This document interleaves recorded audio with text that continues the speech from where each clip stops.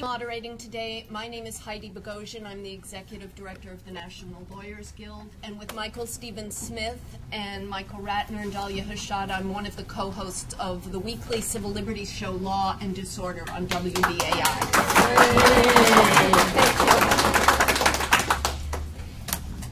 Since last year's Left Forum, I'm sure that you all know a number of developments have brought civil liberties many steps closer to a police state. Our panelists this afternoon will speak in depth about several of these, but I'd like to highlight just a few of the more disturbing legal developments that are helping to cement the foundation of a police state. With continued approval for war funding in Iraq and Afghanistan, we saw presidential executive order blocking property of certain persons who threaten stabilization efforts in Iraq. This states that any American citizen who threatens the peace and stability of Iraq and undermines efforts to promote reconstruction and reform there may have all their property and interests seized by the Treasury Department without any warning. Despite its patent illegality and the Army Field Manual's prohibition, practices such as waterboarding are being enshrined in the U.S. lexicon of accepted interrogation techniques. Former Attorney General, that was a slip, from Attorney General Michael McCain. You wish. Uncertainty as to whether waterboarding is torture, to Justice Scalia's belief that torture is sometimes acceptable, and to George Bush's approval for such barbaric tactics. We learned about the destruction of CI videotapes at the end of last year by a government complicit in practicing war crimes. Increased surveillance powers are also bringing us closer to a police state. Last month, as you probably know, the Senate voted to give retroactive immunity to telecommunications companies that turned over our telephone and internet communications to the government. These companies have violated several laws, including FISA, the Foreign Intelligence Surveillance Act, Title III, the Communications Act, and the Stored Communications Act, as well as the First and Fourth Amendments of the Constitution. And this act creates incentives for other big companies to engage in similar crimes in the future. Finally, we've seen the creation of legislation that exploits the word terrorist, such as the Animal Enterprise Terrorism Act, and now the Violent Radicalization and Homegrown Terrorism Prevention Act. Such legislation is reminiscent, as I'm sure you'll agree, of the House Committee on Un-American Activities, the standing commission in the 50s and the 60s that was created to root out, quote, un-American ideas among political activists and others. But perhaps most troubling recently is the little-known John Warner National Defense Authorization Act for fiscal year 2007. This is a provision that allows President Bush to send in the military to police any trouble spot in this country, regardless of the wishes of that state's governor. Such authority is essential to installing the police state apparatus and to declaring martial law. And I know that's something that our first speaker, Michael Stephen Smith, will be addressing. Michael is an author and attorney who practices injury law in New York City. He's a longtime member of the National Lawyers Guild, and he sits on the board of the Center for Constitutional Rights, the Left Forum, and the Brecht Forum New York Marxist School. He's a host of WBAI's Law and Disorder and has written and co-edited several books, the most recent of which is The Emerging Police State by William Kunstler. Michael will be speaking on the concentration and abuse of executive power under the Bush administration since 9/11. Welcome, Michael.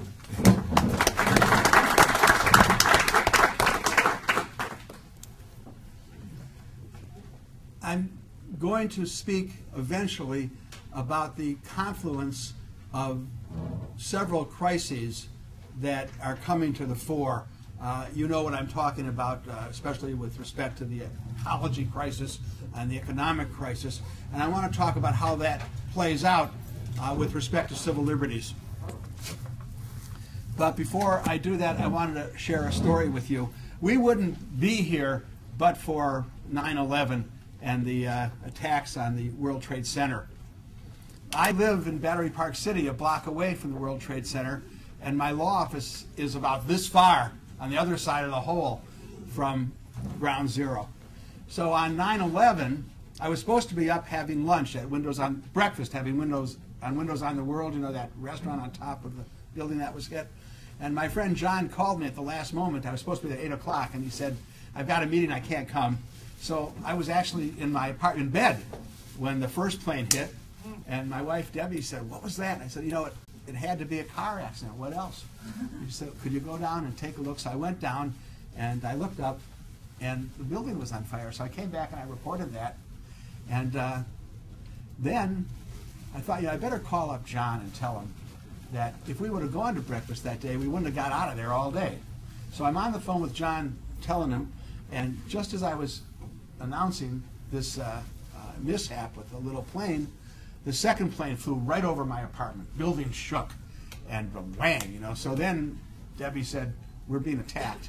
And I thought, this is going to change things. In the same way, I remember when John Kennedy was killed, and I thought, I hope it's not a black guy, because this is going to change things too. And sure enough, the first building came down, and the whole neighborhood turned night, like inside of a closet. Then it kind of lightened up again, and the second building came down, and it turned dark again. And I'm up there with my wife Debbie, and I've got a big 16-pound gray cat, and I've got a talking parrot, Charlie Parker, because he's a bird.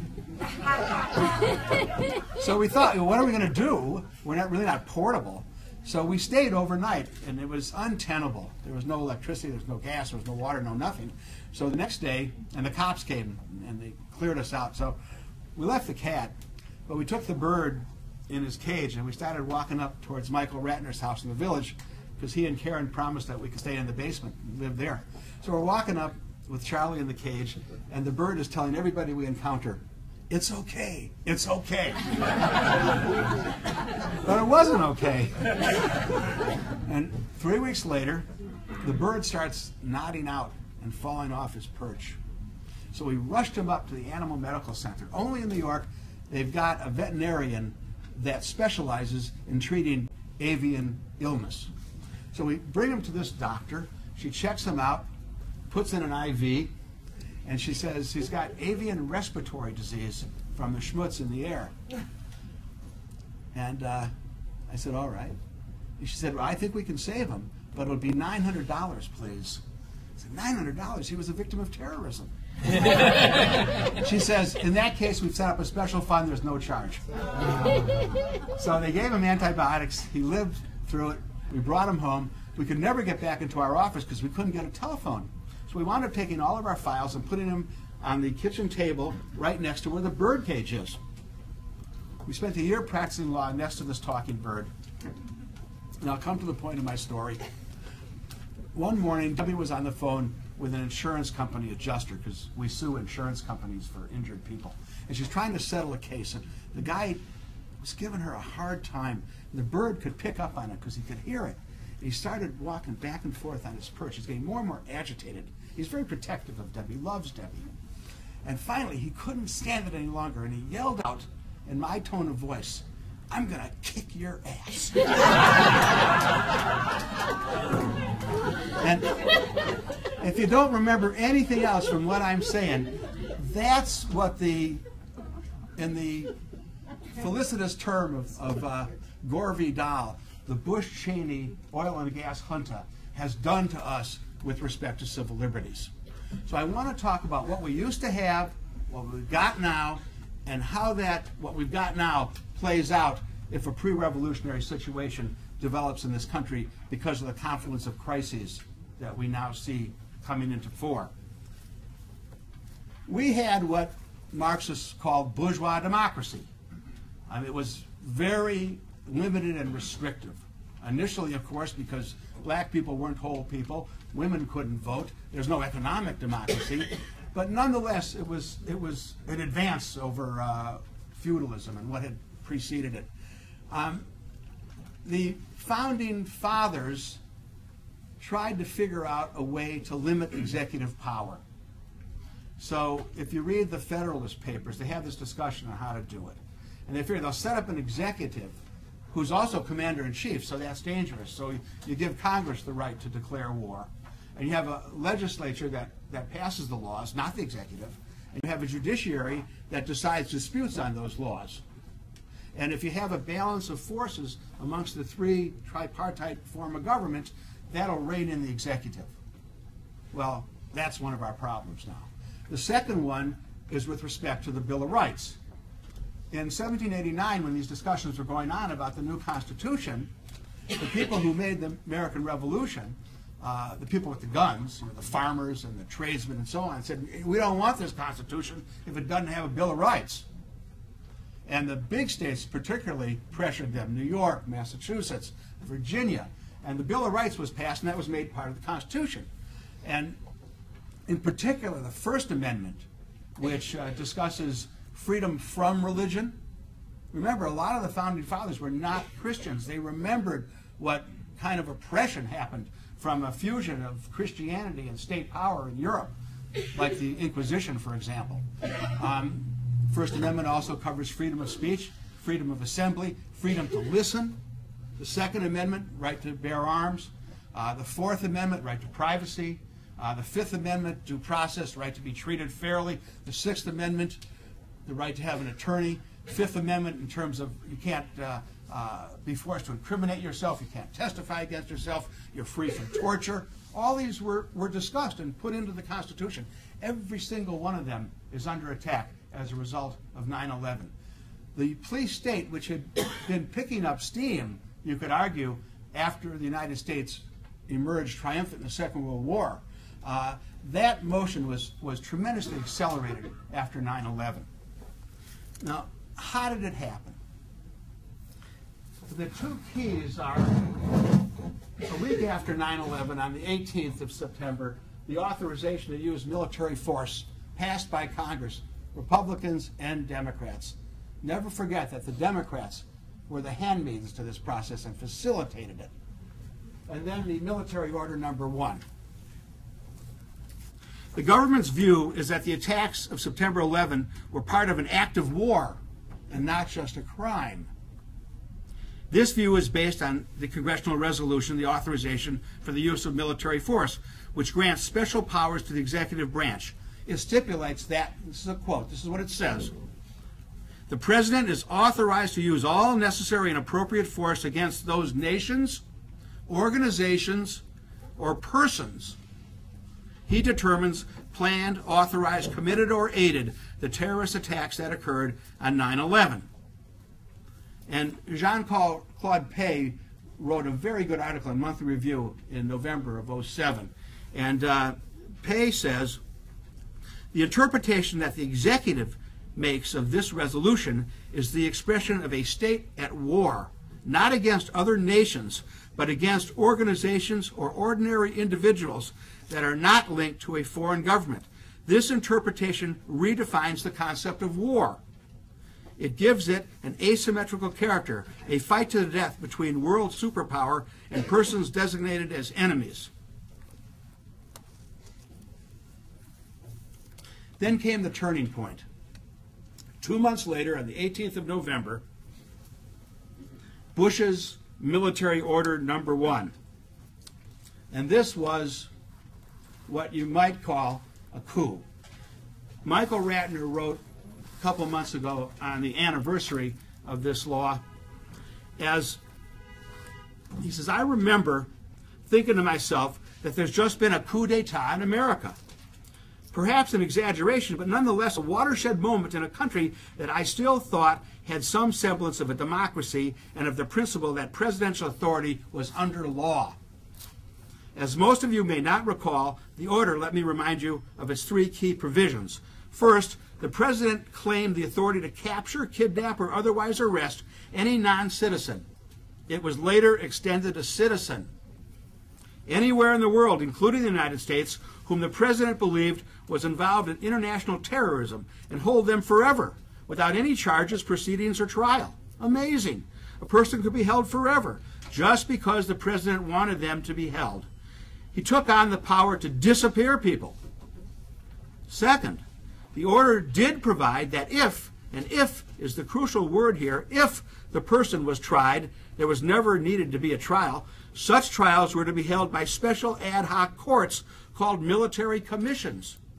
These commissions had no resemblance to trial courts. The entire proceeding could take place in secret, with evidence from torture, and those found guilty could be executed in secret. Third, to the extent the names of those imprisoned or tried could be determined and lawyers found, no court could hear any case. This order embodies within it the violations of fundamental rights we are facing today: indefinite detention without trial, Guantanamo, secret sites, special trials, and disappearances.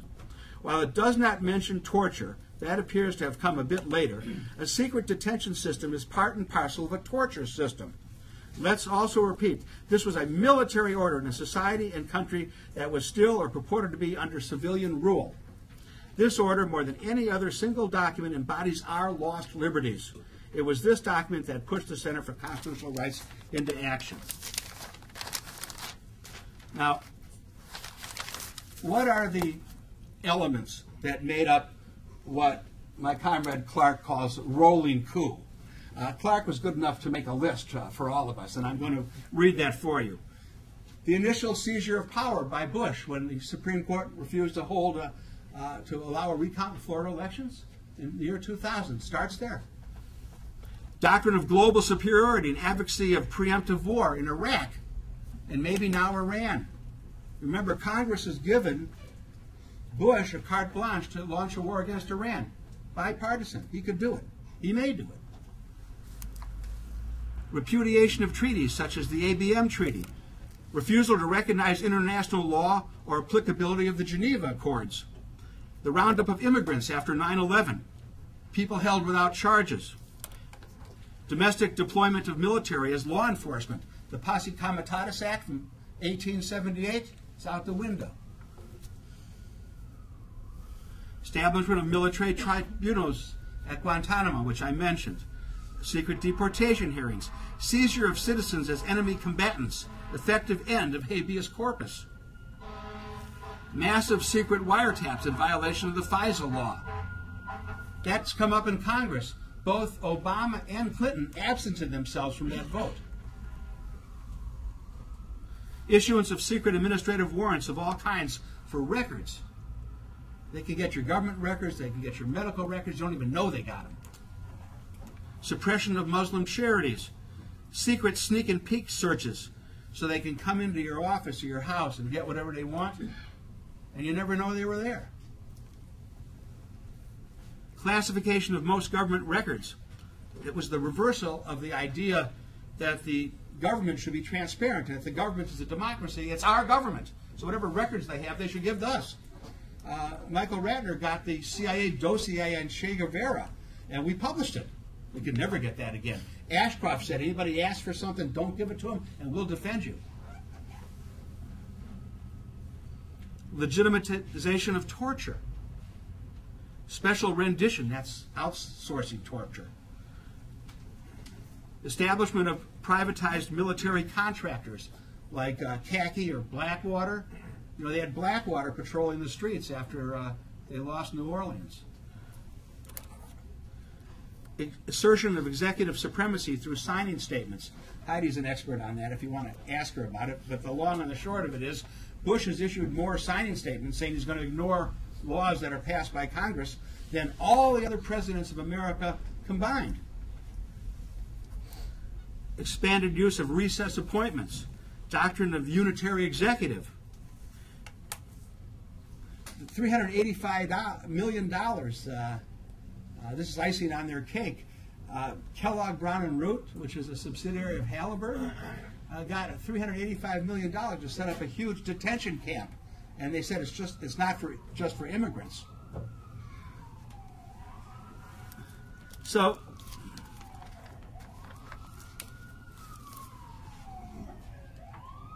well, what to do? How does this affect what may happen politically in the future? Imagine with me, if you will, the development of a pre-revolutionary situation in this country. Let's say there was another ecological disaster, say Atlanta runs out of water, which it almost did a few months ago. Or let's say that all the nuclear weapons floating around the world, somebody gets their hands on one and detonates it, and there's a cloud that's drifting our way. Or let's say they attack Iran. Or let's say I almost said depression, it might be depression, the recession that we're in, which is going to be very deep and very long. Let's say it sprouts into a genuine depression and that there are tens of millions of people that are unemployed. That could very well happen. They've borrowed $3 million, mostly from the Chinese and from the Japanese, to fight in Iraq and Afghanistan. And that's playing havoc with the economy. The Chinese and the Japanese don't want to call the loans back because they don't want to bring down the United States because they want the United States to buy the stuff they manufacture. But it's all very tricky. There could very likely be an economic crisis. You get the idea. So, things could get worse. And things getting worse don't put people into motion. Putting people into motion is they have some hopes that they can make things better. But let's say people do get into motion.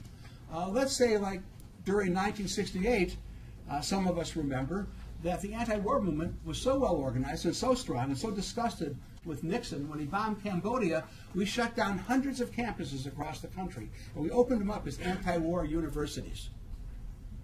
And we had a huge demonstration in Washington. What if we have committees, anti-war committees, and we have ecology committees, and we've got fighting the depression committees? And what if they all get together? What if they start, making demands on the government, like they're going to have a huge march on Washington, or they demand that the government give jobs to everybody at union wages, or they say that people working 40 hours should only work 30 hours, so that the extra work can be spread out. I mean, you get the idea. What if a movement starts up like that? What if there's a general strike? Like in 1968, there was a general strike in France that the students triggered off. If it wasn't for the misleadership of the French Communist Party, there would have been a socialist France. De Gaulle was so convinced that they could lose there that he went to Belgium and he hid out. So what if there's a convergence of what we had in 68, and we have it here? Well, that's why I think, and Clark is going to give you a broader perspective historically on this, but that's why I think that they've done to the Constitution what they've done.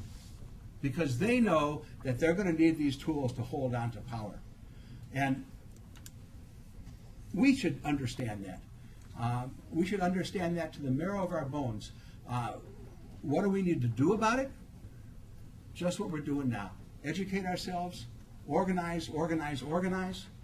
Join a group. Find a group out there that you most agree with and join it. If you don't agree with any group out there, form your own group. But get organized. And remember what Frederick Douglass told us, that power concedes nothing without a demand. It never will and never has. That's what we have to do. I remember when we took over Wayne State University campus in the student newspaper, the black anarcho-syndicalist group called the Dodge Revolutionary Movement, DRUM, in Detroit, had a slogan, and that slogan was on the campus newspaper, and it said, "Dare to struggle, dare to win." And that's what we should do. Thanks.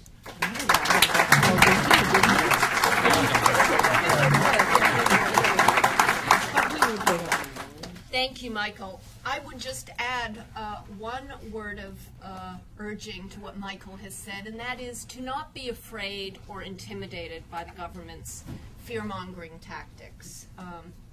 Many of our Democratic politicians seem to have fallen prey to that climate of fear. I'm now pleased to introduce Clark Kissinger, who was a national secretary of SDS and the principal organizer of the March on Washington against the Vietnam War in 1965. He's worked with the Black Panther Party and visited China twice during the Cultural Revolution. A founder of Refuse and Resist, he more recently initiated the Not in Our Name statement and the Commission of Inquiry on Crimes Against Humanity committed by the Bush administration. Clark is a writer for Revolution newspaper, and he recently organized a demonstration of waterboarding outside the Justice Department. And that's the kind of thing that we all need to be doing more and more. Clark will discuss how the police state is a product of freedoms and necessities faced by the imperialist state, and how these forces came together in the year 2000 to literally seize the president. He'll talk about how a vision to seize and reorganize the Middle East was central in this, and he'll explain how this reflected itself domestically. Clark will also touch on how the rule of law is under assault, and will suggest how we might all fight together to repolarize society. Welcome, Clark. Thank you, Heidi. I think, as Michael mentioned, that this panel is kind of the longest running show in the Social Scholars Conference and now the Left Forum. We had a version of this panel in April of 2002 with Michael and myself and Lynn and Michael Ratner and Len Weinglass. And we were all struck at that time by the fact that something dramatic had just happened and was happening in this country. That this was not just gotten a little worse, but actually that we were seeing a sea change, you might say, in the way that governance takes place in this society. Some people invoke the Reichstag fire analogy with regard to 9/11, and I remember mentioning that I thought that the period of transition that we were going through right then was somewhat analogous to the transition from the Roman Republic to the Roman Empire. That is, you were going to keep the formalities of the Roman Senate and having 2 consuls every year and stuff like that, but in reality all power was going to be exercised by the emperor from here on out. And I think that it was a very prescient observation, because I think we've actually seen that come to pass. We still have the elections, and we still have the talking in Congress and all of that, but basically power has become overwhelmingly concentrated in the executive branch. And what I wanted to try and go into is like, well, why is that happening? Why now? Why now? And what is behind all of this?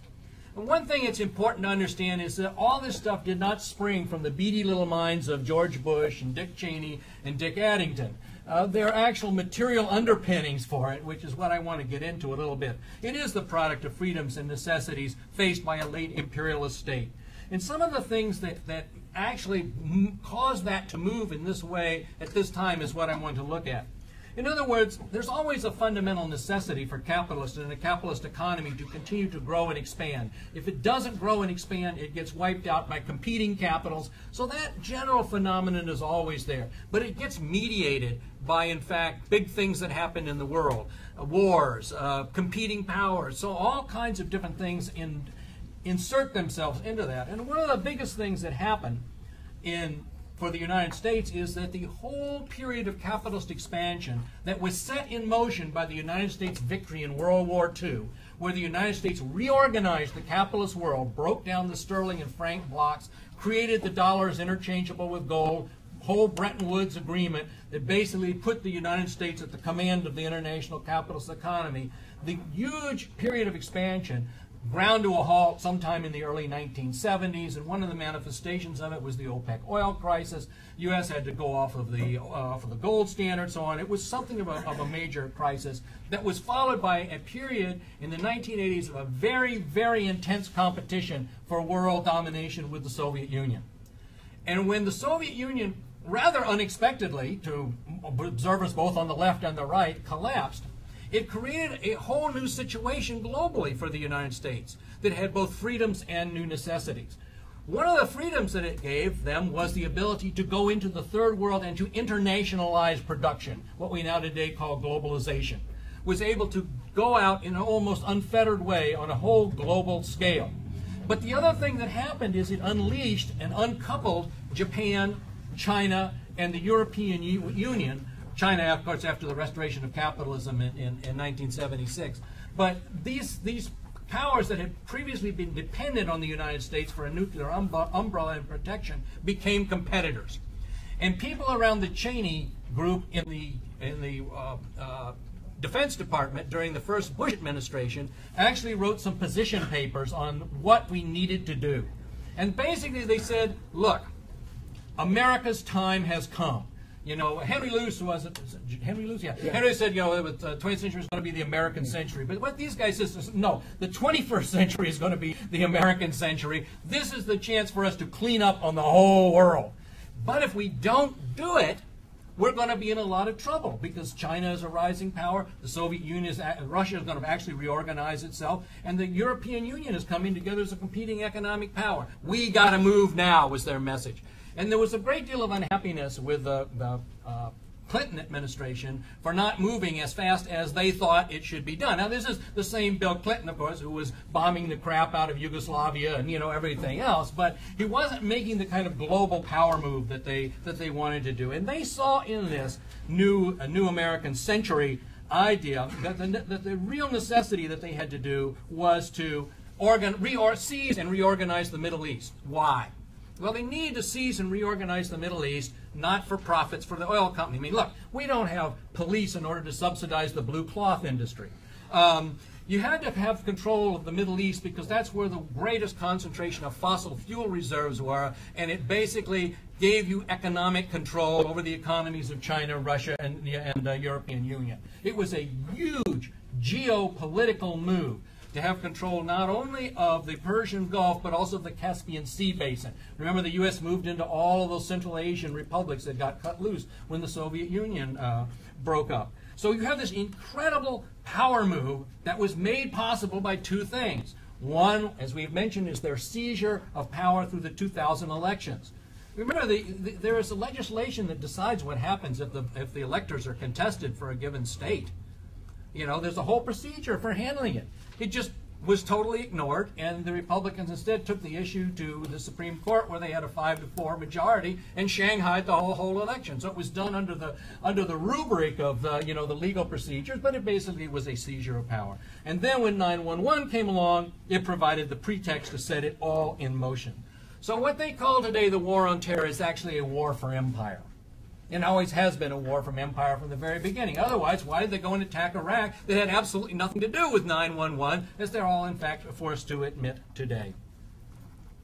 Now, in organizing this, they felt they had to do several things. One is their vision of the new Middle East was to clear out Islamic fundamentalism and organize free market economies in the process of nationalization of the oil that existed in a number of states like Iraq, open those up, to overall their overall global control. In other words, they were to become modern secular neo-colonies. But exercising these new freedoms also created some new necessities for them. You may have noticed that the Iraq War didn't go exactly the way they had planned. And so now they're up against some real difficulties around this. And in fact, one of the things that they've not only had the opposition of rival imperialist powers, but in fact, millions of people in the Middle East have turned to Islamic fundamentalism as a vehicle for defending themselves against the U.S. This is a tragedy. This is a great global tragedy. It means that the war that we're dealing with now, in many ways, is more like World War I than the Vietnam War. We're not dealing with people who want to transform the world for the better, defending their countries against foreign imperialism. We're dealing against two different forms of outmoded political economy and outmoded ideologies, that either would want to take us back to the 18th century or take us back to the 11th century, depending on which one you might favor. But it creates a situation that is very horrible. I think one of the best analyses of this is an essay called Bringing Forward Another Way that was authored by Paula Gloria. But the point of it was to point out to us that this is not a situation like Vietnam where we can choose to stand with the People's Liberation Front of South Vietnam against the U.S. imperialists. We actually have to bring forward a different kind of movement in the world if we're actually going to liberate the people not only in those countries but in our own countries, and not have all of us slide into a new era of darkness. Now, if this is this horrible dynamic of McWorld versus jihad, as some people have referred to it, if it's not turned around, we're going to find ourselves in a great deal of danger. Because, as was alluded to by Michael, these people have already set in motion the idea of attacking Iran. For a lot of these people, Iran is the route out of Iraq. And it's amazing when you watch the debates going on between the presidential candidates. The Republican candidate, McCain, he wants to stay in Iraq and fight for 1,000,000 years. And the two Democratic candidates say, no, we ought to start phasing out of Iraq. Where we got to really fight is Afghanistan and Pakistan. In other words, there's enormous unity within the ruling class that the United States must control the Middle East. Right? They'll have tactical differences over where they want to put their main emphasis on at any given time, but this is the way that they're going to go. And these invasions that have taken place basically have created a situation of no turning back for them. In other words, they all reckon, this is why none of the Democratic candidates will promise to be out of Iraq by any particular time. They all realize that a precipitous withdrawal from this huge power play that they've made would represent an enormous strategic setback globally for U.S. imperialism, and none of them are going to do that on their watch. Do not hold your breath waiting for any of the presidential candidates to remove U.S. forces from the Middle East. What, in fact, we're going to see most likely is an escalation. So with that as background, how did this then reflect itself domestically? Well, the Bush regime reflected a very interesting alliance, new alliance that came to the fore between the grouping that was referred to as the neocons and the Christian fundamentalists. And the neocons, the thing I found that was interesting and common about both of these people is they both look to pre-Enlightenment sources for their ideology. They literally do. but so on the one hand, and the other thing that they hold in common is the neocons and the Christian fundamentalists all believe that the United States is God's chosen nation. That the United States has a special mission to transform the whole world. They all literally believe in this. They have, different variations on the theme, but that's the ideology that guides them. And at the same time, the Christian fundamentalists, or I would often call them Christian fascist forces, brought an organized and coherent social voting base behind this, because the neocons didn't have their own independent voting base. So they brought in this social base, and boom. Manufacturing's gone in the United States. The New Deal social compact out the window. All this stuff is gone, and what it means is it's going to impose a lot of suffering on the American people here at home. And in order to do that, they actually have to be in a position where they can maintain control. In other words, we are basically in an imperialist wartime ethos that's being set down. Mobilize against the Islamic menace, extend general anti-immigrant measures, heighten white supremacy, open promotion of religion and attacks on science, and a climate of trade your rights for your safety. Now, the Bush regime just went ahead and did this. And many people have said, well, dang, the Democrats didn't have any backbone. Well, actually, the Democrats, I think, had an amazing amount of backbone. They've been willing to go up against everything that their voting constituency wants. And have done this in a rather fearless way. But the reason why they do that, and the reason why they are basically go along with the whole program, is that there's a general agreement on the goals. The U.S. imperialism must expand its global control and must control the fossil fuel reserves of the world. And the second thing is that nobody in any political party of the ruling class has come forward with a coherent alternative program to what Bush is doing. Really, you think about it, I mean, if somebody else has a coherent program of, well, no, here's how to save U.S. imperialism, here's what we should be doing, we'd probably be hearing about it in these election debates, but we don't. So there's just these little tiny, squabbling at the margins over how it actually should be done. And now, as a result, they have a common necessity to see this through, no matter what the popular opposition may be. And that's why you don't see any of these Democratic candidates campaigning on the U.S. out of the Middle East. You don't see them denouncing the illegal seizures of executive power because they hope to be exercising them soon. You don't see any calls for the end of torture now or the repudiation of nuclear threats against Iran. Obama says, no, we keep everything on the table. There's no call to disband the global detention camps or in the illegal wiretaps. I mean, my God, what happened on the illegal wiretaps? When they were discovered, the Democrats had a hissy fit and said, look, if you just come to us in the first place and ask for authorization, we'd have given it to you. Why did you have to go do it illegally? So this is the kind of strata situation that we get into. And so the Democrats basically did become politically paralyzed because they didn't have an alternative program. And unfortunately, a lot of the middle strata in this country who looked to the Democrats as their saviors became equally paralyzed in this situation. So we see a country today in which the rule of law is under massive assault, as is the secular government and the separation of church and state. And this in turn has created two phenomena. One is it's been a source of enormous exposure of what this system is up to and what it's about.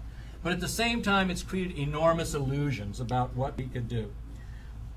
And unfortunately, rather than looking at the material conditions that underlie all this and why it's happening, there's been too much of, oh, the pendulum theory, it swung too far to the right and now things are going to swing back to the left, or democracy is self-correcting, or the worst one is, oh, just 8 more months. Well, just 8 more months until what? Because, Frank, I was up at a forum at Columbia University, and I asked Jonathan Hafetz, who was on this panel, about it, and I said, well, what do you think these guys are really going to do about these civil liberties things if they were to come to power? He says, well, basically, they're going to just sort of trim them off at the edges and make them a little nicer, and they're going to be permanently codified into law. In other words, if this stuff is not turned around before the Bush administration ends, it will become the new law of the land. In other words, yesterday's unthinkable nightmare becomes today's unfortunate necessity and becomes tomorrow's new normality. So there's not going to be any going back to some idealized bourgeois democracy at this point, which it should always be pointed out is the other side of the dictatorship of the capitalist class. You know, democracy is a way of organizing a class dictatorship and operating it. That's what it always is, and that's what it always will be. But now we're in a situation, frankly, and this is both the scary and the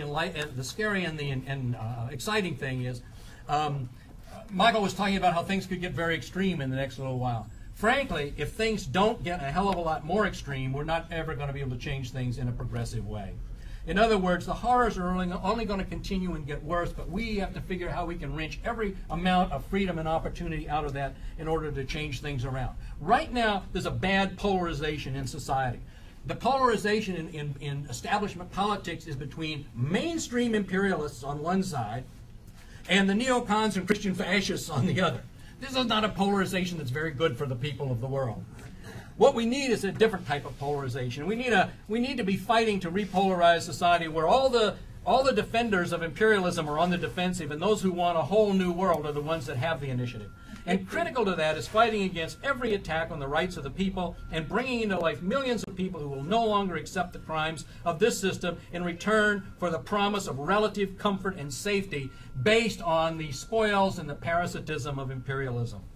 We have to fight to free all political prisoners, and we have to open up the space for not only for resistance but to remain tense for revolutionary openings, because another world is possible, and we have to be in challenging and inspiring people to go there.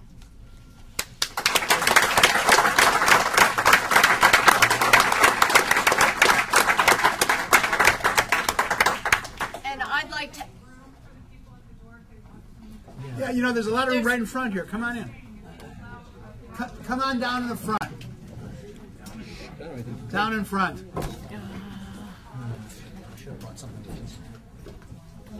can get Ralph to go out in the hall. Do I still have stuff out there? Can you get him out there? You sure? You sure? I'm sure he's happy to do that. He's heard everything I have to say. Yay. Good. Short people.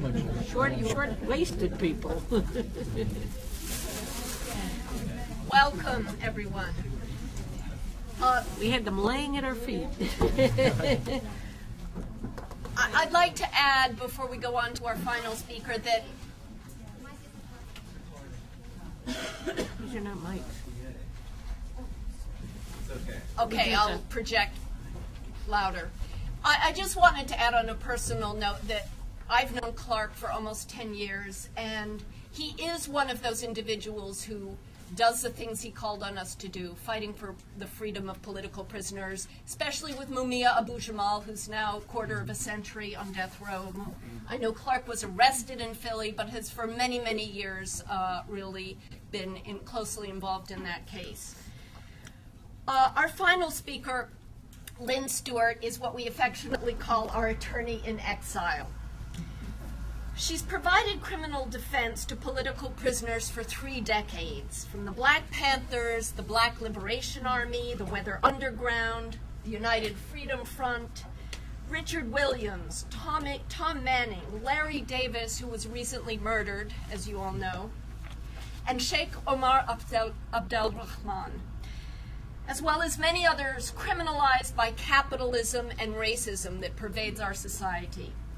As most of you know, Lynn was indicted, tried, and convicted by the U.S. government for work as a post-conviction attorney for Abdelrahman.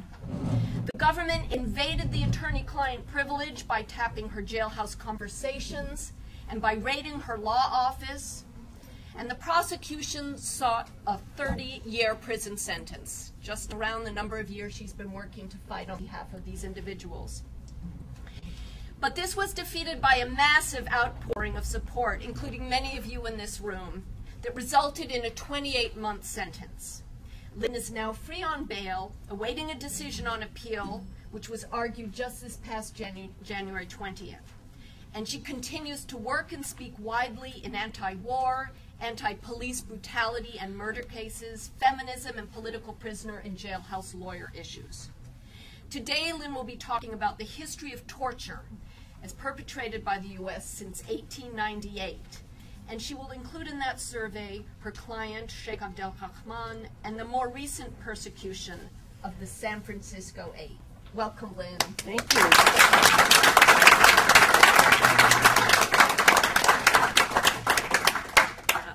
Clark stole my line there when he said that this was the longest running show at the Left Forum. I know it well because the first time I spoke before the forum was scarcely a week after, wasn't even a week after I had been arrested. And I joined the group that was speaking on the coming of the police state, and it was a very memorable, not only to me but to everybody else that was there. And thank goodness we've turned it into a long-running hit show. I don't know whether it is thank goodness or not, but at any rate, this is our 6th year coming up now, because it was 6 years ago in April of 2002 that I was arrested, and have gone through this long series of what I consider government intrusions. I think Michael and Clark speak to you globally and lay out to you globally how this police state operates and the origins of it, but I want to put the personal face of it on, and the personal face, of course, is my face, and as I had in my introduction, we are sitting around biting our nails waiting for the appeal to be decided by the Second Circuit. It was with no small degree of angst that we realized that one of the 3 judges who will decide my fate is a first cousin of George W. Bush, a fellow named Walker. And for any of you who were in attendance at the oral arguments, and we had a massive turnout, we had the ceremonial courtroom filled, and then an overflow courtroom was filled, and many other people, the marshals managed to turn around downstairs, not allowing them to wait for seats to open up. But it was once again a really sublime moment for me, at least, the notion that people will turn out and show up and vote with their feet on an issue such as this. And it remains an issue, and I'm coming to that.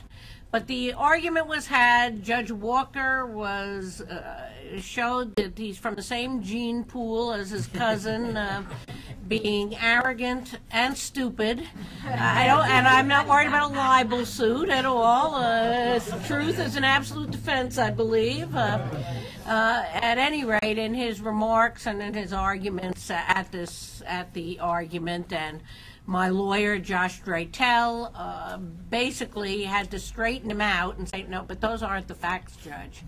And then he would go on as if he never even heard him. I mean, which is certainly something we've seen in in his relative as well. So we're waiting, we're biting our nails. People say probably not going to be a decision for, we can't think in terms of weeks, probably not even maybe in terms of months. But it's not coming anytime soon. They're going to fight about this. They're going to go back and forth. And frankly, if I appear many more times at the Left Forum, I'll be very happy. Free pending appeal. I noticed that a young woman named Breonna Waters, who was convicted in Seattle as being a member of the Earth Liberation Front on what is the flimsiest and most absurd informant testimony, was remanded as soon as she was convicted and sits in a jail cell today. So up to date, we're waiting. We always carry hope with us, but we know one thing, that the struggle, my struggle, will continue no matter what. And much as I love drum, I have to say dare to struggle, dare to win was maybe said by another guy named Mao Zedong. And that, of course, it is dare to struggle and dare to win. That has got to be what we are about right now. I I've always said that my case was definitely about making an example of me for the bar to say, don't go too far. We saw another example this past week, and I'm not going to dwell on this because I don't think I'm as sure of my facts as I would like to be, but I definitely feel that if Eliot Spitzer had been a Midwestern government deeply in the camp of George Bush, there would have been no resignation. And the idea that we single people out and we get rid of them by using this tactic of smearing them, and the smear is legitimate. I'm not saying we should have governments that go to pay off high-priced prostitutes. It certainly, as a feminist, it grates against me in a primary place. But on the other hand, on the scale of things that we have seen in the last 8 years, this is small potatoes indeed. Give me a...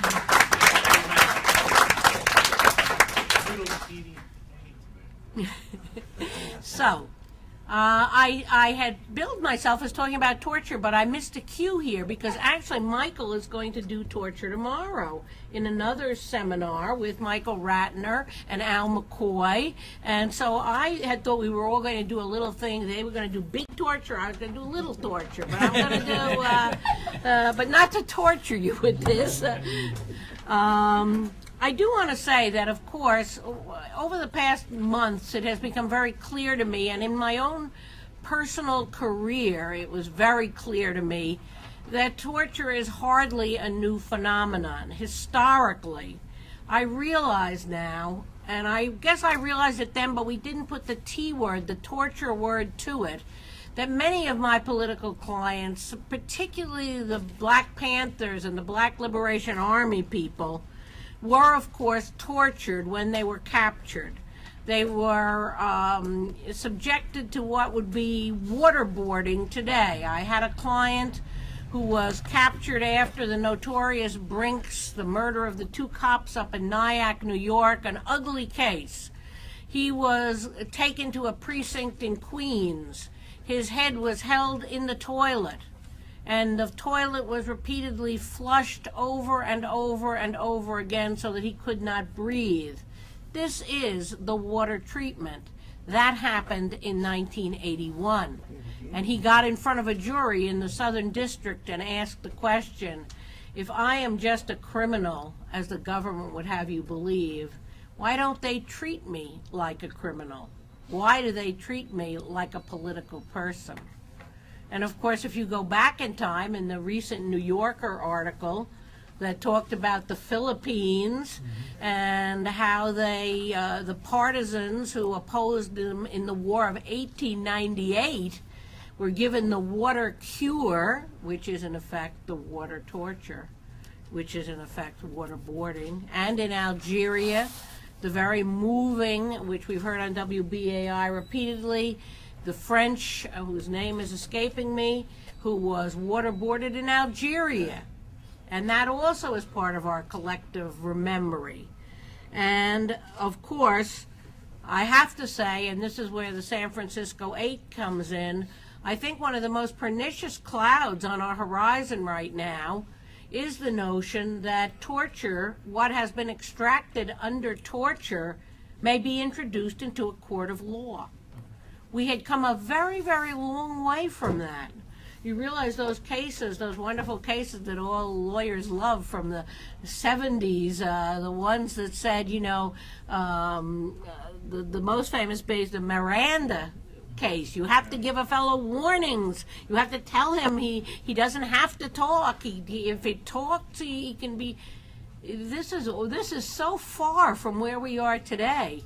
We're talking about, in the San Francisco 8 case, men who were seized in New Orleans in the 70s under a ruse that they were somehow or other involved with cop killings. They were Panthers, they were Black Liberation Army people, and they were tortured. And if you ever get an opportunity to listen to them personally or see the film that was made about this, the face of torture is so real in this And it's got to be the ugliest face. It is the most dehumanizing thing that one person can do to another person, to inflict pain, to turn that person into an animal, to turn that person into someone who has no thought but to speak to save his own life.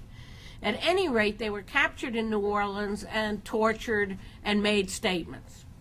Those statements were introduced against them in a case in Los Angeles, in federal court. The whole case was thrown out because statements under duress are no good. They're no good because they're not reliable. They're no good. People say what you want to say when you're under torture.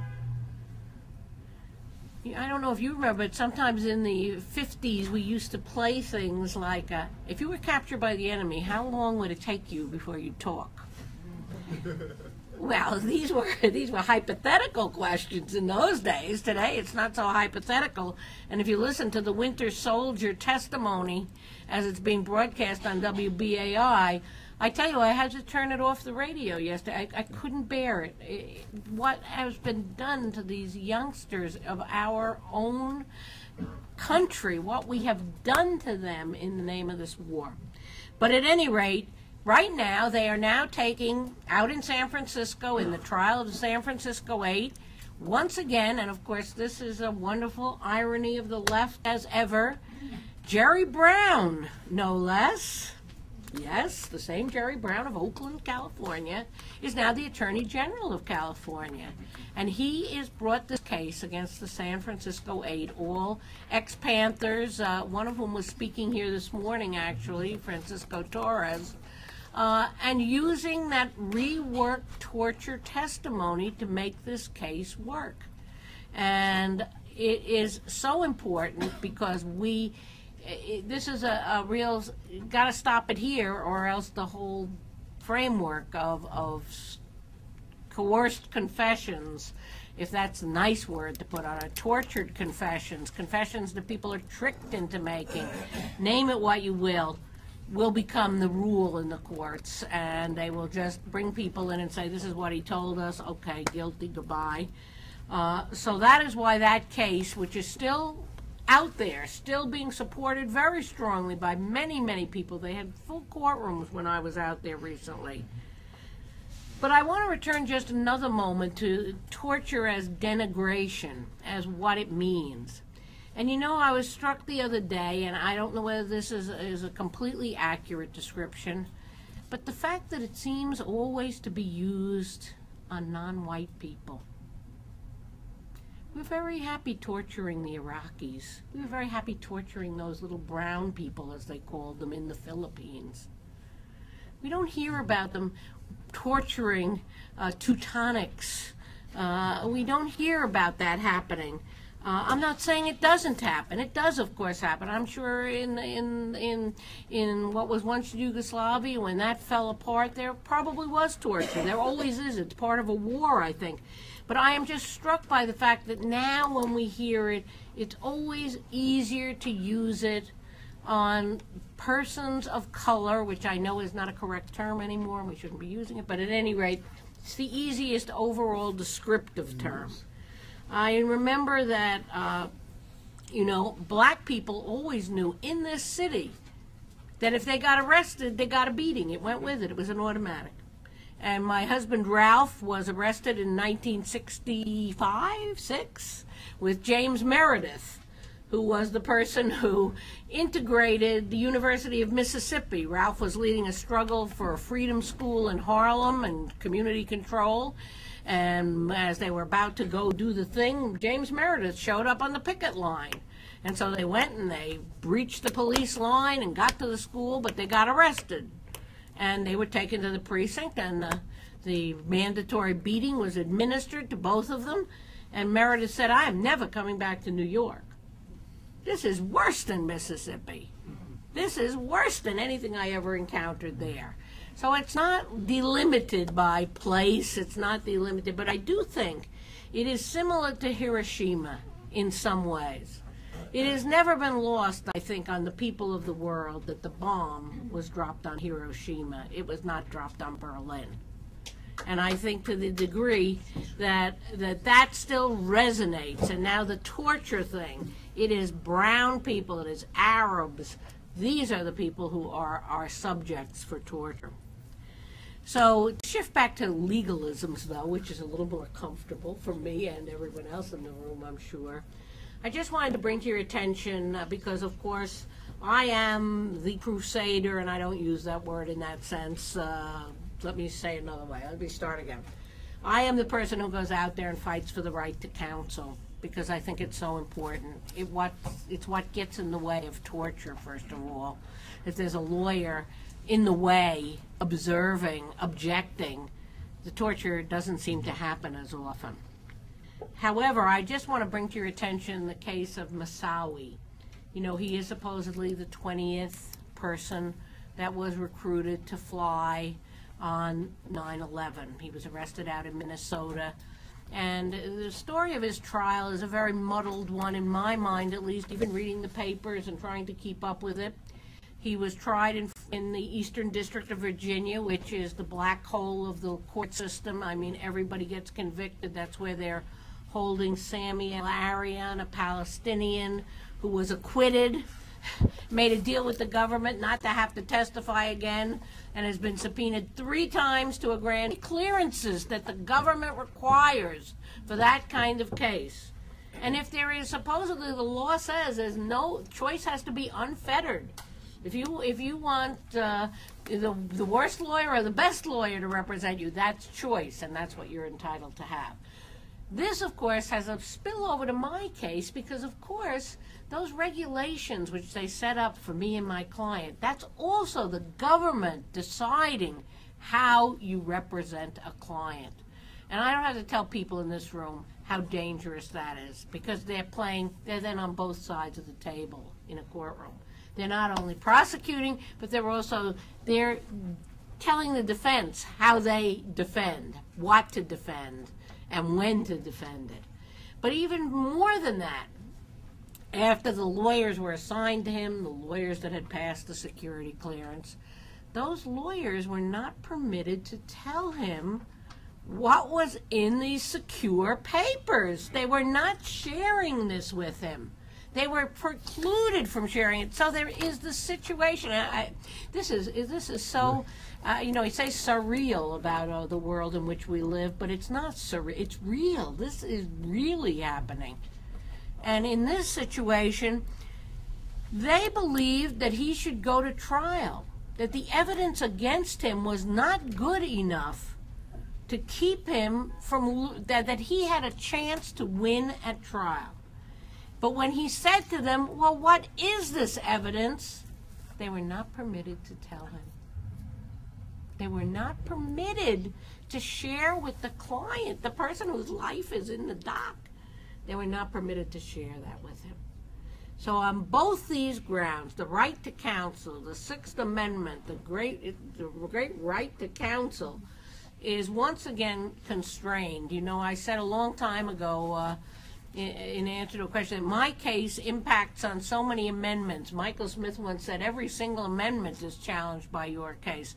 But we see it's not just my case, and I'm not an isolated instance. No, they haven't rounded up the lawyers. They haven't thrown the judges off the benches like they did in Pakistan. But it's the incursions. It's the things that happen over and over. It is Moussaoui. Who could be a less sympathetic client in the minds of the public than Moussaoui? And yet, doesn't he have the right to have a lawyer who can tell him the truth? Doesn't he have the right to have a lawyer he chooses to have? Well, I guess the answer is no, and we'll hear what the appeals court does, but I'm no great believer in appeals courts, we shall have to wait and see. But it's important that we understand that these are the things that are at stake and have been at stake and will continue to be at stake. And I don't meet many of my comrades as lawyers who don't say to me, since your arrest, we don't practice law the same way. We recognize that someone could always be listening. Our clients recognize that. We can't be open. We can't strategize. We can't take all the possibilities and put them together. So the landscape has changed. And when we say the coming police state, we spoke recently at an NYU convocation, and the question was the coming police state, or are we too late already? And to some degree we are too late, but we've got to get out there and we've got to do this thing.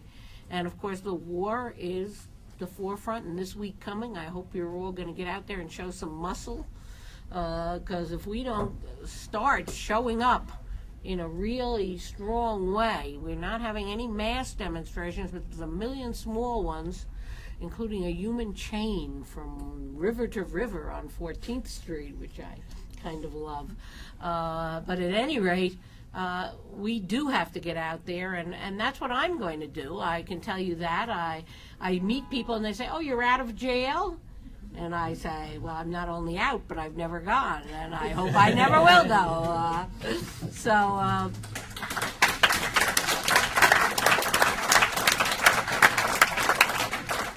I just would close by saying the fight is a good fight. This is a good fight we're in. We have to fight, because if we don't, all will be lost. And none of us want that to happen. Thank you.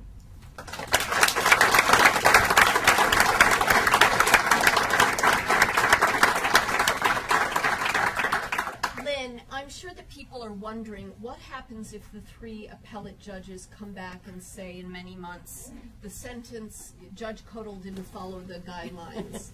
Can you share what you think will happen? There was a recent case just before we had the argument. Little did I think I would get a Christmas present from the United States Supreme Court, but in a case called U.S. v. Gall, interesting, let me not get a literary here, but at any rate, they did rule that the trial court judge who pronounces sentencing, absent a real abuse of discretion, he's going to be followed and respected, and they're not going to change the sentences. That was one case. The same day the case came down about cocaine and crack cocaine not being able to be differentiated, because it really was poor people get arrested with crack, rich people get arrested with cocaine, but rich people get half the sentence of the crack people. Anyway, so that we had going for us. But it was certainly clear that Judge Walker was incensed that I had gotten anything less than at least 15 years, and was questioning how the departure from the guidelines, which carries a mandatory 20 years for a, quote, terrorist act, could be so widely disparaged by the judge. If they should come back and if they should say we are sending this sentence back for sentencing because we think that the judge did not take into consideration A, B, C, or D, then I will be resentenced. I do think by the same, and probably, I mean 99% sure, by the same judge who gave me the 28-month sentence. Without, I'm Irish, so I never like to predict anything good happening, I don't want to say it could be good, it could be okay. But Judge Codall, I mean, that was the number he came up with. That's what he, in his own mind, in a time when the guidelines had more force than they have now, he said 28 months is the right sentence. That is the right sentence. I have to hope that nothing that has happened since then would change his mind on that, and that even if they sent it back on a technicality like he hadn't considered, let me think of something, I don't know, that this happened in a jail and so therefore it's more serious than if it didn't happen in a jail or whatever, that he would be able to distinguish any of these things away and still come up with that number. But I'm not saying that will happen now. I'm not saying that will happen. I'm knocking wood saying that. So, but that's what I would hope would happen, that if we were sent back for resentencing, we would reorganize again, we would get everybody out again, and we would hopefully, my granddaughter would cry in the courtroom, Liz Fink would get tongue-tied because she was so mad at everybody for doing the wrong thing. Liz Fink was my lawyer, and we would come out with the same result. It's the other things, though, that lie even closer to my heart than the sentence. The issues surrounding the right to counsel, the issues surrounding the First Amendment This was a speech case. There was no imminent danger whatsoever. Even the government admitted that. And yet, it was not dealt with as if it were an attack on the First Amendment. It should have been dismissed at the inception. These are other issues this court has to wrestle with, and we live in hope that somewhere there could be some courage.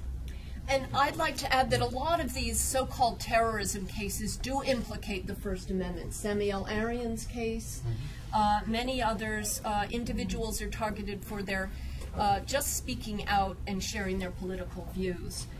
I also wanted to add, Lynn, in talking about domestic torture, that in the beginning of the 20th century in the United States, in the 1920s and 30s especially, torture was institutionalized within our police system. The so-called third degree, that's where the term comes from. It was brutalizing individuals who the police thought were guilty without doing fact-finding, as they're doing now with so-called terrorist suspects. And so it was only when the public found out how routine this was, and this image of the police began to suffer because of it, that the policies changed. But we have long practiced that in this country. We'd like to open it up to questions, and instead of taking individual questions, we'd like to hear 4 or 5 so that we can then have our panelists see if there are common themes which they can address. And I'd like to ask people to refrain from commenting, but really first ask questions, and if we have time, we'll do comments after. Yes, hi. Thank you very much for the panel. It's very informative, and I appreciate it, and I admire your courage greatly, Ms. Stewart, and I really hope that comes out your way. I was planning on making a video of apology to the Iraqis with me and some people that I know, and then trying to get it broadcast on Arab television. Eventually, I decided not to do that, and in the face of Lynn Stewart here, it's embarrassing to admit this, but I was afraid of being put on the no-fly list. So I have to say a funny thing. I'm not on the no-fly list. Which tells you about the efficiency of our government protecting us from terrorism. My granddaughter, on the other hand, is on the no-fly list and is stopped every single time she goes to the airport. No, her name is Velasquez. Milana Velasquez. Yeah, definitely. She's, of course, one of the guys who stopped her the last time said, "What's a pretty girl like you doing on this list?" To which she replied, "My grandmother's a terrorist." That shut him up. So, I'm sorry I interrupted.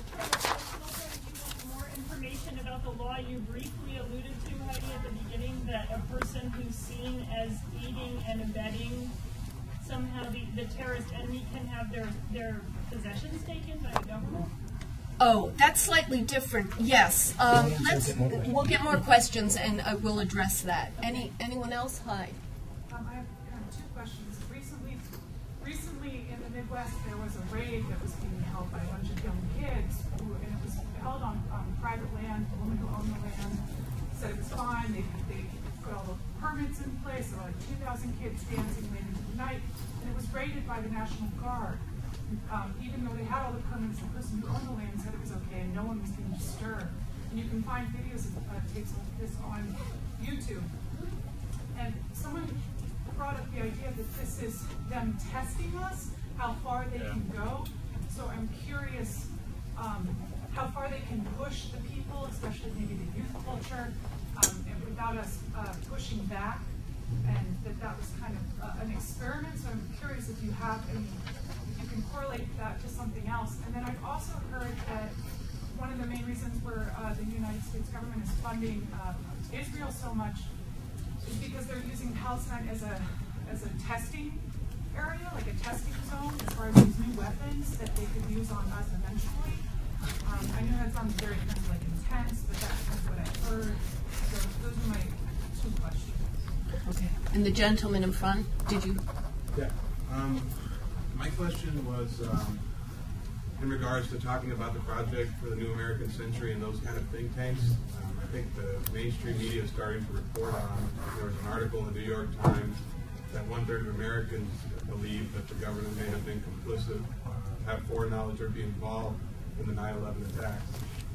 And there have been movie stars who have come out, and this internet is a hotbed of kind of ideas going back and forth. And 7 out of 10 of the most watched videos and exchanges have been in regards to 9/11 and these type of issues. I just wanted to hear the panel's comment about this in regards to the police state, and what is our role in letting those voices be heard, or how not to have voices of protest in a sense silenced on the internet.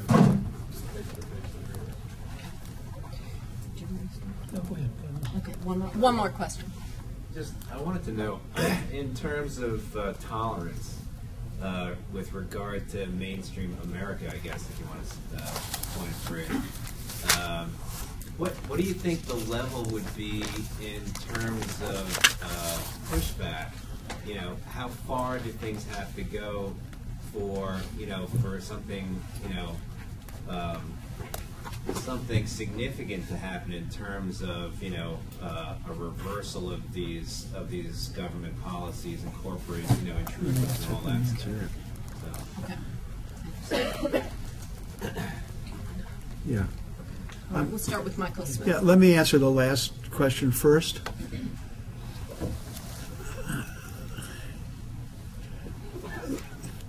Law reflects relationships between classes.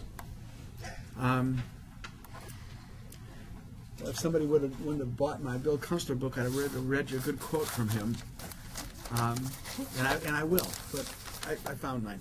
But before I do that, think of this: that capitalist law, which was institutionalized in the great revolutions of the 17th and 18th century, was law that was in formation from around the 8th century up, and the capitalist class that grew out of the medieval society borrowed law from wherever it could get.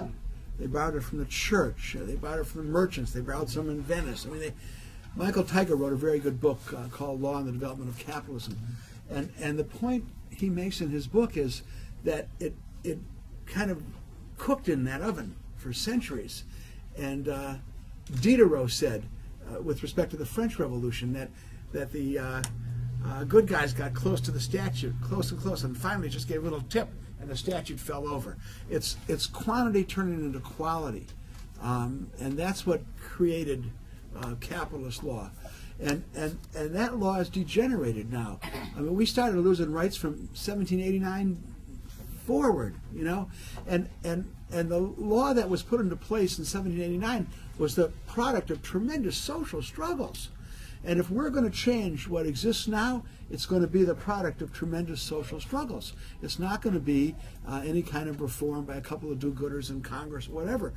It's only going to change in the same kind of quantitative and eventually qualitative way when a new society is sprung from the ashes of the old. And I just wanted to just comment on one thing. The Israelis have been torturing Palestinians since the 40s, and in fact taught Americans some of what they know about that. We have a panel on that tomorrow on torture. You can see where the American ideas of torture came from. Al McCoy has written a book on that. But the Israelis have dirty hands when it comes to that, and the United States, which has worked hand in glove with the Israelis since the 60s, got help from them on the question of torture in Iraq. I'd like to. I'd like to talk briefly about the arresting of the group who was dancing. And where did that happen again? It was in the Midwest. I don't know the One of the. Right. I think one of the things we didn't talk too much about has been the intolerance for dissent, as well as the crackdown, sort of collective punishment on individuals who are doing nothing.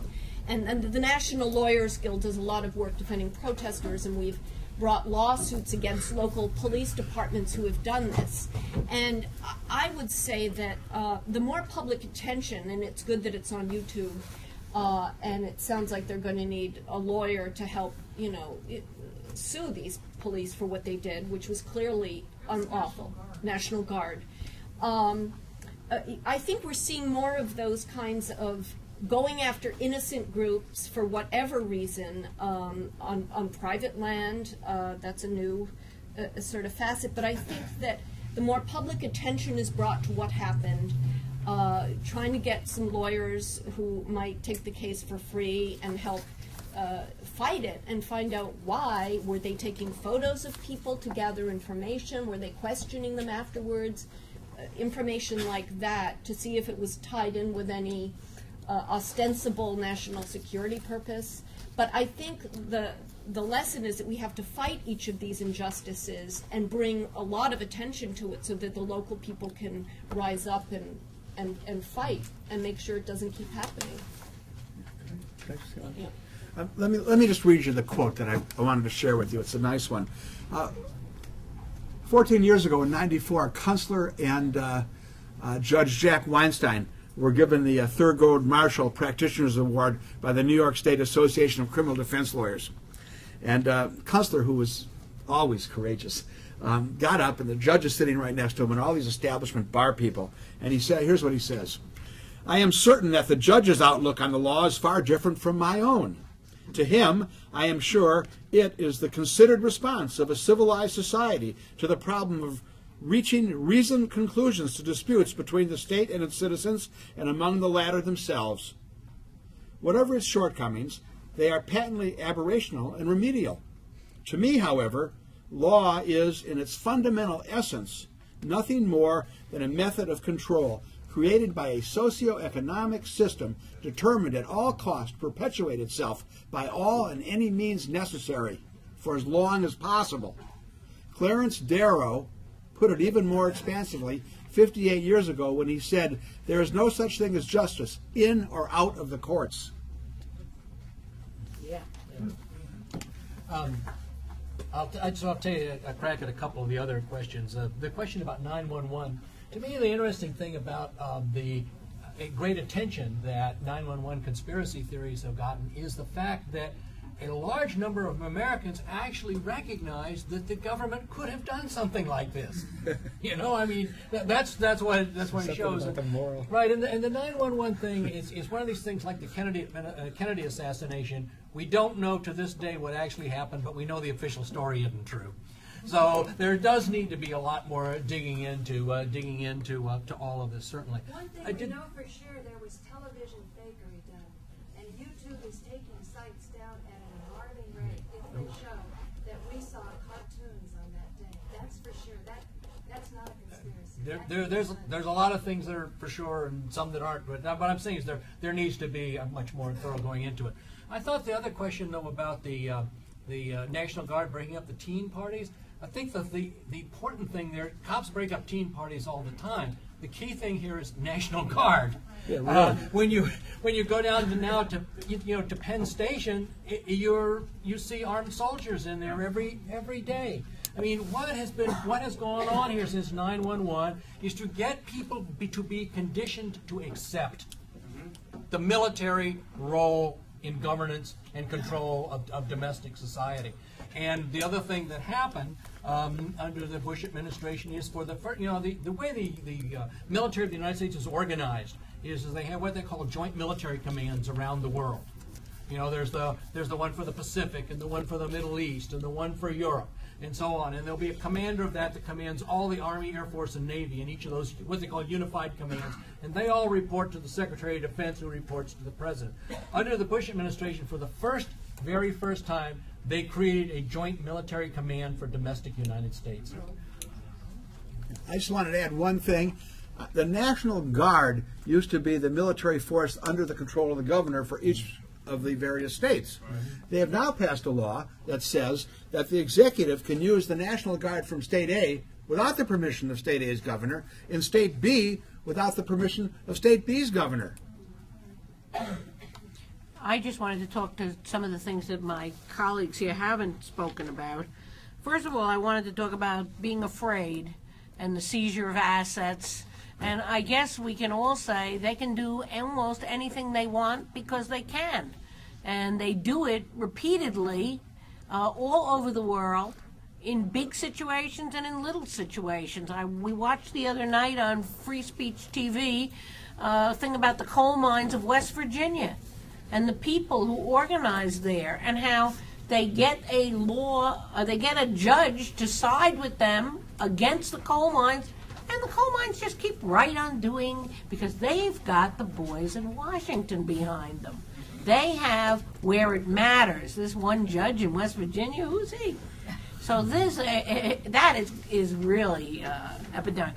But as far as danger is concerned, you know what's dangerous? To be all alone out here. You've got to be with other folks. I liked said, you know, if you don't have an organization, start your own.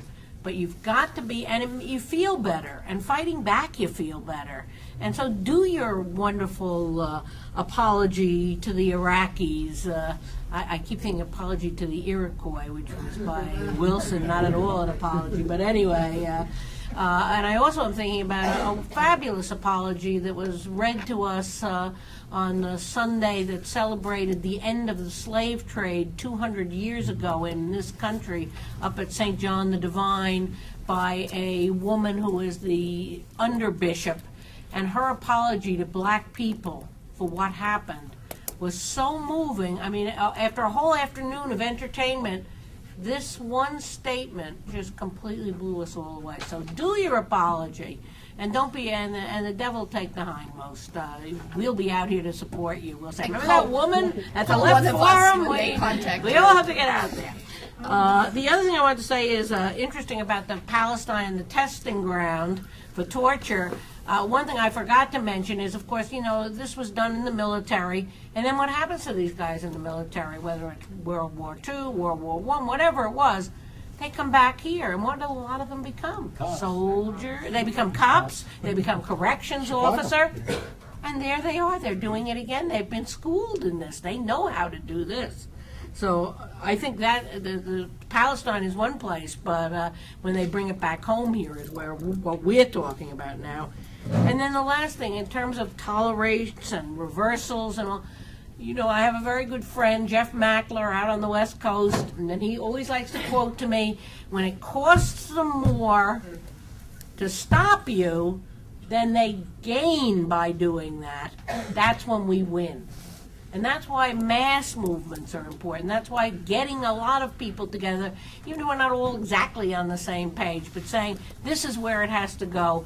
And if they're going to stop us, they're going to have to stop all of us. And if they're going to stop us, there's going to be more price to pay than they have now had to pay in the past. That's when it happens, it seems to me. Gentleman in the rear. I know. Louder? Speak up. We can't hear This you. is my first time here at the left forum, and it's also like the past, I guess, year of me actually being in the public and trying to create some sort of change for positivity and such. And I was like, I'm noticing that, you know, I was involved with the folks in Connecticut who had worked towards the crack and powder cocaine legislation and such like that. And at the same time, I'm also noticing, you know, a high rate of people who I grew up with and such being incarcerated, and you know the way the school system is failing us and things of that nature.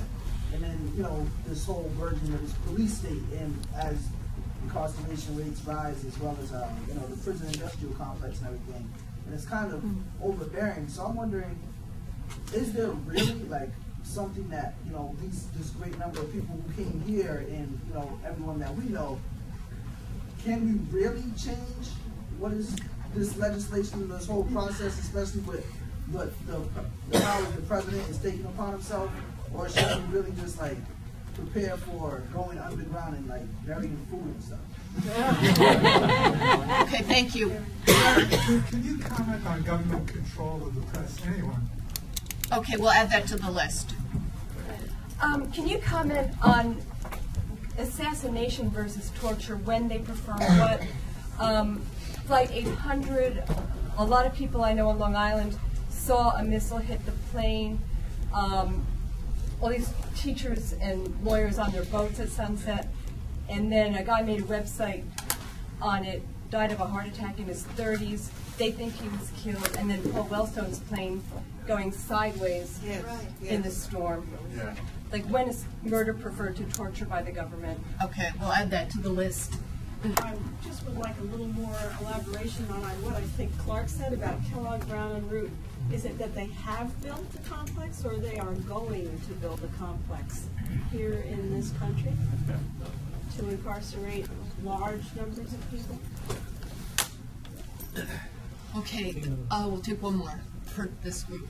Hi. This has nothing to do with the topic, but I was at another prior panel, and they were talking about 180,000 mercenaries in Iraq. And I went, well, who are these people, these 180,000 mercenaries? I mean, are they working class folks from the States? I mean, who are... Okay, good question. Good question. You want to address, Lynn, you want to talk about the jail, industrial complex? Yes, well, thank you, Michael. The toughest question out there, which we all ask ourselves every morning and every evening. How can we win this thing? How can we go out there and confront them? And they've got so much, and we seemingly, but we are many, and they are few, and that is our greatest asset. I don't think it's time to quite yet go underground. I think, as a matter of fact, it's time to show our faces and flex our muscle a little bit. We surely haven't done that, and we've done it only in elections, which is, as it was Clark said, you know, they've been very brave in shunning their electorate, these Democrats. So, but I think that the time to do it now is to organize. Find yourself a group that you're in consonance with. There are plenty of them that fight the prison industrial complex, that are into prisoner works, that do things around that whole issue, and align yourself with them and be out there with them to nibble away, to hit the society, not the society, but to hit the government where it hurts. It seems to me that that is what our goal is now, is to just organize. I also wanted to talk about something I didn't the time before that, which I'm now forgetting what it was.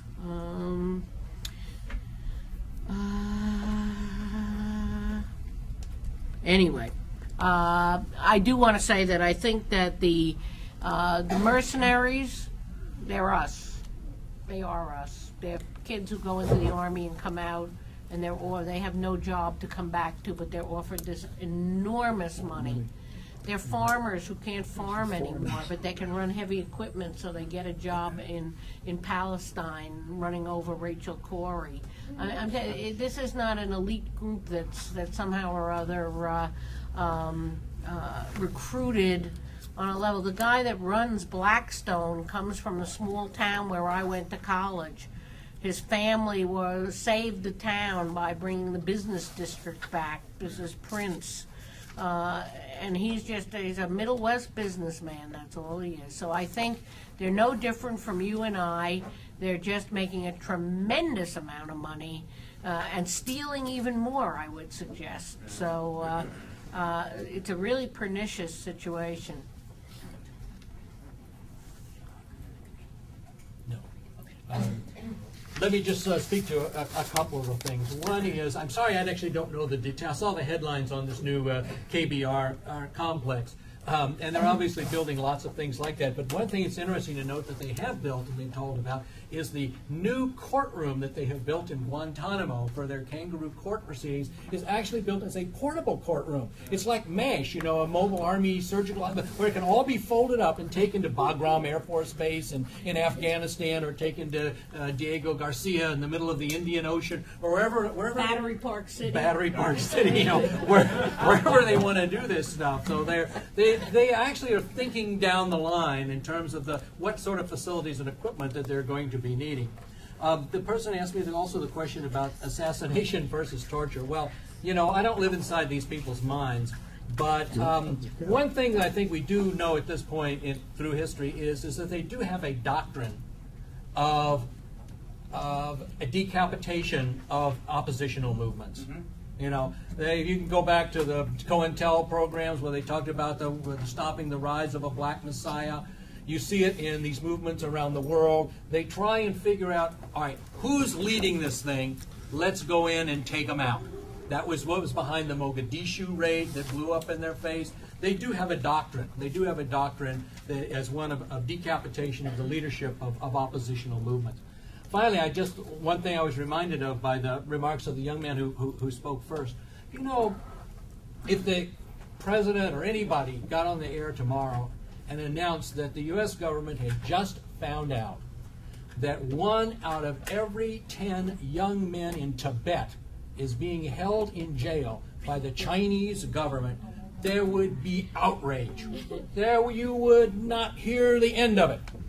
But when this government announced a couple weeks ago that 1 out of 9 young black men between the ages of 20 and 34 is in jail today, you didn't hear a goddamn whimper in this country about it. And that shows the extent to which they have embedded this white supremacy into this matrix of the matrix of control in this situation. They have a sense of who represents danger to them. They have a sense of who they have to buy off. They have a sense of who they have to incarcerate. And it's just something to think about, you know. We all have to get a lot sharper at responding to these kinds of things and saying, whoa, wait a minute, what does this represent? 1 out of 9 young black men between the ages of 10 and 34 is incarcerated today. This is incredible. And you know, they talked about the gulags and, you know, in the Soviet Union. They never approached incarceration rates, anything like that. But that's what exists in this country today. I'd like to briefly address a question about control of the press, because that is clearly it goes hand in hand with the difficulties that we have of sort of fighting government repression. I'll give you an example. I think about a year and a half ago, it came to be known that Bush had actually paid reporters, this government had paid reporters in Miami to write negative stories during the trial of the so-called Cuban five Cuban patriots who are now in maximum security facilities, some for life, in this country. And this happened during the trial, so that in Miami, which was already a highly prejudicial forum in which the trial took place, and their case is on appeal right now, but that stories were planted to write negative stories about Cuba. And we know that is probably still happening, given all of the stories that have been in the paper since Fidel announced he wouldn't run again. But it is a huge problem, and I don't know the extent of it, but anyone who reads the newspapers see the same old stories over and over in every newspaper. A lack of really investigative reporting, which is a dying art. And our media is controlled by big corporations. And as we know, corporate interests have affected a lot of our laws, and including the Animal Enterprise Terrorism Act. And I think it's a serious problem. Yes. They would all paid someone did for free. I just want to also say that locally, we mentioned that Larry Davis was murdered in prison, and then there was great reporting from all the newspapers in New York. I don't want to burden this audience because I know a lot of you are not from New York, but the newspaper accounts were just outrageous. They just rewrote history completely with regard to this black teenager who basically stood up to a murderous assault and was acquitted by a jury on grounds of self-defense. I, of course, took pen in hand and wrote to the New York Times and to the Daily News, who wrote them back when I said, so what happened? They said, oh, we lost your letter. We never got the letter. Yeah, right. Yeah, so then I sent it to them again twice. Now I just don't hear back at all. So, you know, it is a tremendous problem, and as I said, they also, and talking about the investigative reporting, They never bothered to call me. I was the lawyer for this young man twice, got 2 acquittals. Me and Bill actually represented him up in the Bronx. They never bothered to call me at all to ask what did I think about this murder, anything. It was all done around. And so, you know, if it's true about, you know, the numbers dead in Iraq, it's more true about anything that they think could hurt them here at home. And I guess self-defense by a young black teenager against murderous policemen, they feel that could hurt them. I wanted to say something about the trials that are coming up in Gitmo, the military commissions, in the portable courtroom. Using the death penalty for partisan political purposes has a long history in this country, and that's what they're going to do in the election in 2008. They're going to use the military commissions and the fact that they want to get the death penalty against several of these people, 2 of whom they tortured, and they want to use torture evidence. When Clinton was running for president, he wanted to show that he was tough, so the state of Arkansas had scheduled an execution of a moron named Ricky Ray Reed. He had like an IQ of 60. He was a moron. And they asked Ricky Ray Reed what he wanted for his last supper.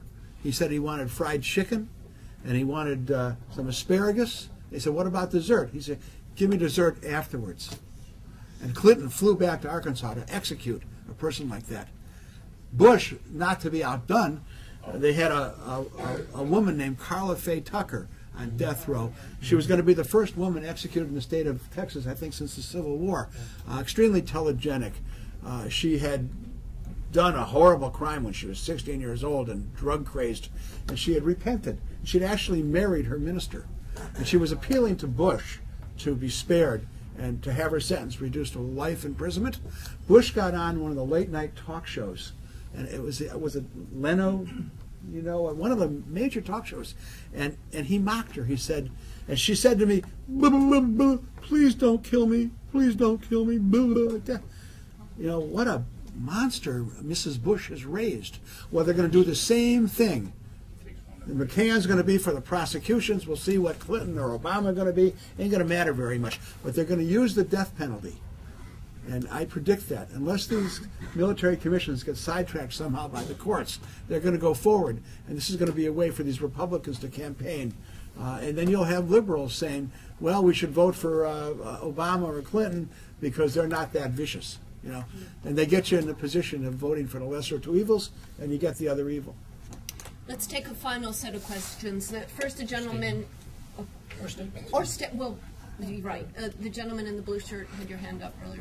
Just a thought, and I'd like to get a response on. I've entertained the notion that, considering what is presently going on with the print media as well as the TV media, is it reasonable to assume that in 10, 15 years you may not have any of that around, especially the print media, that you will be without a source of information? Granted, it's not good information now, but you will be without information 10, 15 years from now. The reason will be that they're not able to make a profit now. The internet is taking over their advertising. There's no reason by which they will continue to exist. So therefore, the public will be without a means of becoming or being informed. Granted, it's limited now, but you'll be even more so. Good question. I would be curious about a comment on that. Okay, and sir. Would you comment on the legality of the use of the private armies in Iraq? And some rumors that are about that if we had a movement like the 1960s in this country, we could look forward to those private armies being used right here.